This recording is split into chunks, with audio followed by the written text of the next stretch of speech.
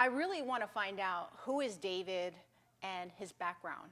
Can you share with us how this started and a little bit of your background and your career before you started doing this great community service? Yeah, I mean, my whole life, I've always been an entrepreneur. You know, my first business was an arm wrestling championship because I could beat everybody. So I thought that I would just do that, and I wouldn't have to give out the prizes. Can I see some muscle?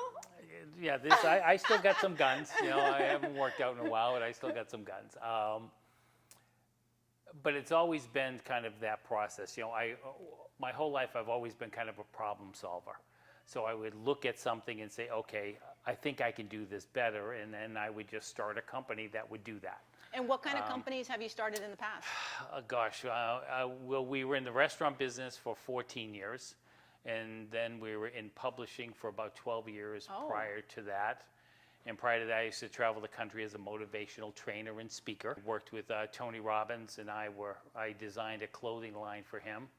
Entrepreneurs, you have your highs and your lows, and taking a ride around Framingham, you can see that there's a need there.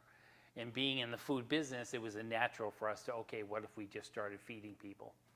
And when I signed the lease for this building, I had $20,000 in the bank, knowing it's going to be a $70,000 renovation. I did that on a Tuesday. A Friday afternoon, a gentleman walks into the foodie cafe and asks me, hey, can I just talk to you about Daniel's Table? I said, sure. I spent 4 minutes with him. I didn't tell him about the building. I didn't tell him about my need. He wrote me a check for $50,000 and walked out the door. And you didn't know him?